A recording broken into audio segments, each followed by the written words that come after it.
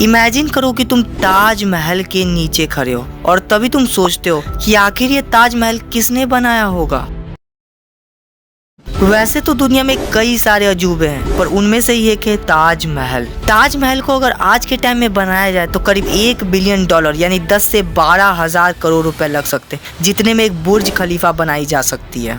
जितना ज्यादा ताजमहल देखने में इंटरेस्टिंग लगता है, उससे भी कई ज्यादा इंटरेस्टिंग है उसके पीछे की हिस्ट्री। तो चलिए जानते हैं द हिस्ट्री ऑफ ताजमहल। इतना तो सबको पता होगा कि शाहजहां ने मुमताज के याद में ताजमहल बनाया था, पर इसके पीछे अपनी एक बहुत बड़ी स्टोरी है। तो चलिए शुरू से शुरू करते हैं।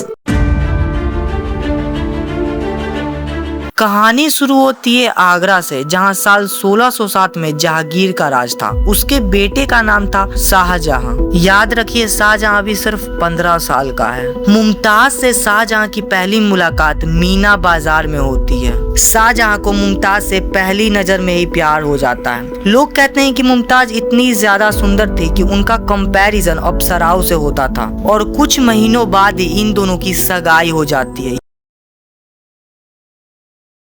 27 मार्च 1612 में शाहजहां और मुमताज का निकाह होता है। ऐसा कहा जाता है कि मुमताज कोई छोटी मोटी रानी नहीं थी, वो शाहजहां की सबसे चहेती रानी थी। मुमताज बहुत ही दयालु किस्म की महिला थी, और इसी कारण न सिर्फ महल के अंदर बल्कि महल के बाहर के लोग भी मुमताज को बहुत ज्यादा पसंद करते थे। और उनका काम बस रानियों की तरह महल में रहना नहीं था, वो अक्सर राज दरबार में भी जाती थी और अपना राय रखती थी। और यहाँ तक कि शाहजहां भी कोई बहुत बड़ा फैसला लेने से पहले हमेशा मुमताज से डिस्कशन किया करते थे।